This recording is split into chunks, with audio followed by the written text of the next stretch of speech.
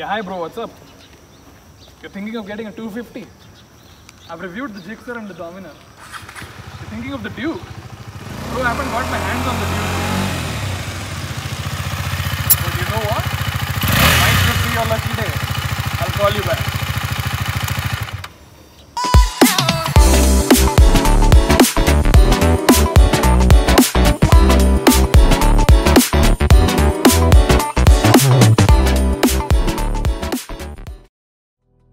Hey guys, welcome back to Ignite Motorrad, and as you know, we've done a few 250cc bike reviews so far.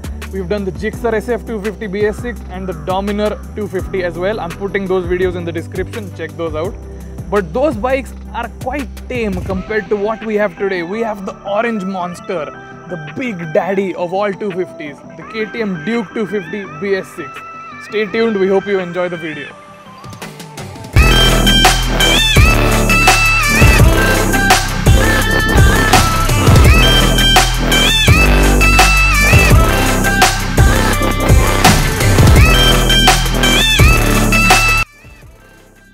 So when I reviewed the Dominar, I told you it has the engine sourced from this bike, the 248.8cc engine, but that was detuned for mileage. In this, you get maximum power from that engine. You get the full utilization of that 248.8cc, and it makes a profound difference. You know that this is a bike built for speed, for handling and for corners.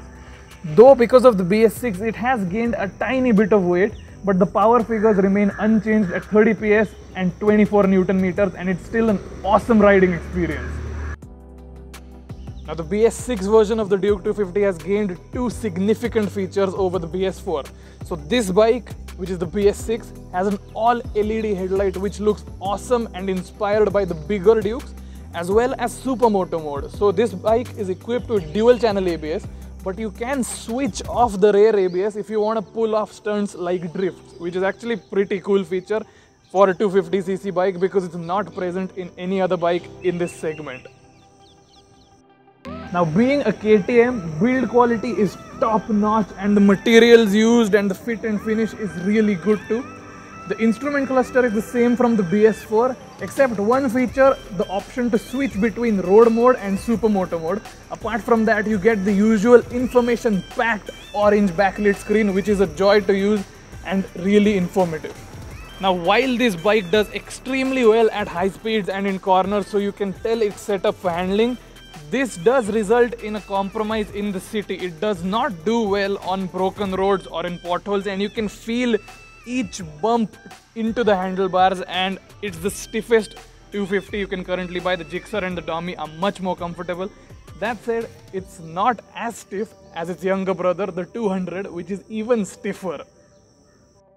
The rider seat is very well sculpted and integrated into the shape of the tank so that you can hug it with your knees as you ride. The pillion seat is actually very comfortable, and the grab handles go perfectly with the combination as they're wide and easy to hold.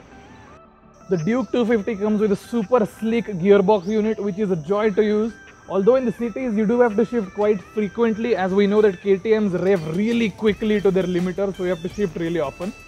The overall refinement of the bike is really high, being a KTM, although it does lose out on a little bit of mid-end grunt compared to the BS4, because as we know, most bikes have been affected in terms of power from the BS4 to BS6 upgrade. At least this has retained its figures, but it does lose out a little bit on the mid-end.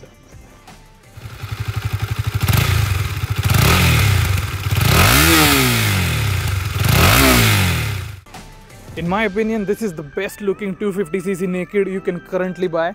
It has that all new LED headlight which looks super high tech and futuristic, in addition to KTM's signature black and orange paint job, and the edgy and sharp looks of the bike make it look even more appealing and youthful.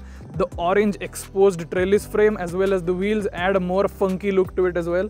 And this is a bike that draws attention, and you will turn your head if somebody drives by on one of these.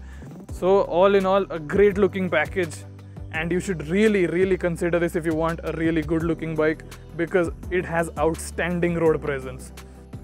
While the 390 comes with Metzeler as a stock, the 250 still has to make do with MRFs.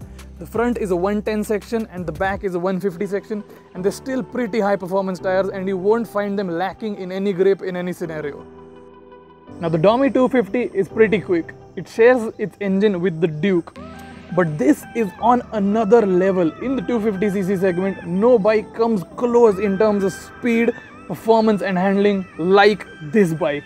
It's outstanding the way it picks up speed and reaches its awesome top end.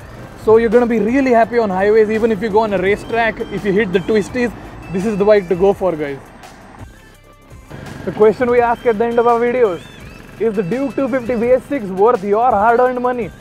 Now in Pune, this bike costs 2.6 lakhs on road. Now that's a lot of money. For the price, you get the KTM brand, an awesome bike with edges everywhere which looks youthful and funky, a truckload of power, insane refinement and really cool features like Supermoto mode. So if you think about it, it's actually a very well-rounded package, and for 2.6 lakhs, it actually sounds like a pretty tempting proposition. Now it's more than the other 250s, but then again, it offers more. So yeah, you should consider the Duke 250 if you've got that kind of a budget and you're in the market for this sort of a bike. Ride safe.